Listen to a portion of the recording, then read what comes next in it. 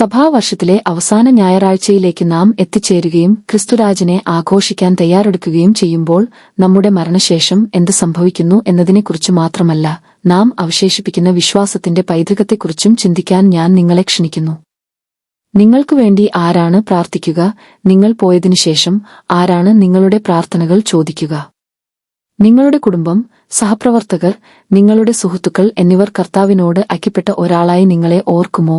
അവർ വിശ്വസിക്കുന്ന ഒരു വ്യക്തി ദൈവസന്നിധിയിൽ നിന്ന് അവർക്കുവേണ്ടി മധ്യസ്ഥത വഹിക്കുന്നു.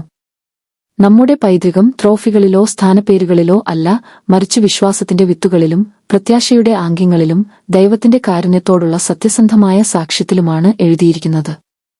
നമ്മിൽ മിക്കവർക്കും നമ്മുടെ പ്രിയപ്പെട്ടവർക്ക് നമ്മുടെ ശക്തികളും പരാജയങ്ങളും അറിയാം, അവർക്ക് നമ്മുടെ രഹസ്യങ്ങൾ അറിയാം.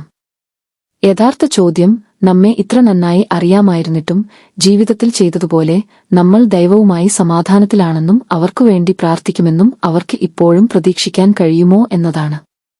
കുട്ടികൾ മന്ത്രിച്ച ശവസംസ്കാരത്തെക്കുറിച്ച് ഞാൻ ചിന്തിക്കുന്നു. അവൾക്ക് എന്റെ പരാജയങ്ങൾ അറിയാമായിരുന്നു, പക്ഷേ എപ്പോഴും എന്നെ ദൈവത്തിന്റെ കരുണയിലേക്ക് നയിച്ചു. വിലാപം ആ പൈതൃകത്തെ ഇല്ലാതാക്കുന്നില്ല, അത് അതിനെ വീണ്ടും ഉണർത്തുന്നു. സ്നേഹത്തിന്റെ മധ്യസ്ഥത മരിക്കുന്നില്ലെന്ന് വിശ്വസിച്ചുകൊണ്ട് ഓർമ്മയിൽ പോലും നാം നമ്മുടെ പ്രിയപ്പെട്ടവരുടെ പ്രാർത്ഥനകൾ ചോദിക്കുന്നു. ദൈവം മരിച്ചവരുടെ ദൈവമല്ല, ജീവനുള്ളവരുടെ ദൈവമാണെന്ന് ലൂക്കോസിന്റെ സുവിശേഷം നമ്മെ ഓർമ്മിപ്പിക്കുന്നു. ക്രിസ്തുവിൽ ഭൂമിയിൽ നാം ഉണ്ടാക്കുന്ന ബന്ധങ്ങളെ ശുദ്ധീകരിക്കാനും ആഴപ്പെടുത്താനും നിത്യതയിലേക്ക് കൊണ്ടുപോകാനും കഴിയും. ദൈവത്തിന്റെ കരുണയിൽ ആശ്രയിച്ച് മരിച്ചവർക്കുവേണ്ടി പ്രാർത്ഥിക്കാനും അവർ അവനോടൊപ്പമുണ്ടെന്ന് വിശ്വസിക്കുമ്പോൾ അവരുടെ പ്രാർത്ഥനകൾ ചോദിക്കാനും സഭ നമ്മെ പഠിപ്പിക്കുന്നു. ഇതാണ് വിശുദ്ധരുടെ കൂട്ടായ്മ, എല്ലാ പോരാട്ടങ്ങളിലൂടെയും നമ്മെ പ്രോത്സാഹിപ്പിക്കുന്ന, സ്വർഗത്തെയും ഭൂമിയെയും ഒന്നിപ്പിക്കുന്ന ഒരു ആത്മീയ കുടുംബം. നമ്മളിൽ ആരെയും വിശുദ്ധരായി പ്രഖ്യാപിക്കില്ല, എല്ലാവരും വടുക്കളും ഓർമ്മകളും അവശേഷിപ്പിക്കും. എന്നിരുന്നാലും പ്രത്യാശ ഇതാണ്, ബലഹീനതയിലൂടെ ദൈവത്തെ അന്വേഷിച്ചുകൊണ്ട് സത്യസന്ധമായി ജീവിക്കുകയാണെങ്കിൽ നമുക്ക് ആശ്വാസത്തിന്റെയും പ്രത്യാശയുടെയും ഉറവിടങ്ങളായി മാറാം.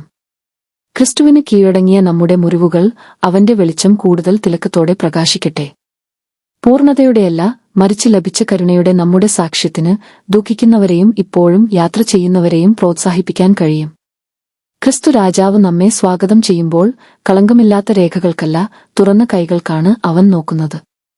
അതുകൊണ്ട് നിങ്ങളുടെ കഥ മറ്റുള്ളവരെ ക്ഷണിക്കട്ടെ. എന്റെ അപൂർണതകൾ നിങ്ങൾക്കറിയാമായിരുന്നെങ്കിലും ദൈവത്തിന്റെ നന്മ അതിലും വലുതാണെന്ന് അറിയുക. നിങ്ങളുടെ യാത്ര അറിയുന്ന ഒരാളുമായി ആ പ്രത്യാശ പങ്കിടുക.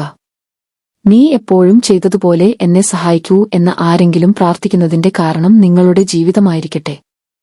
ക്രിസ്തുരാജാവിന്റെ ഈ ആഴ്ചയിൽ നിങ്ങളുടെ ഓർമ്മകളും മാതൃകയും നിങ്ങളുടെ പ്രാർത്ഥനകളും ഇപ്പോഴും എപ്പോഴും ഭൂമിയെയും സ്വർഗത്തെയും ബന്ധിപ്പിക്കട്ടെ, പ്രത്യാശയുടെയും വിശ്വസ്ത സ്നേഹത്തിന്റെയും ഒരു പാരമ്പര്യം അവശേഷിപ്പിക്കട്ടെ.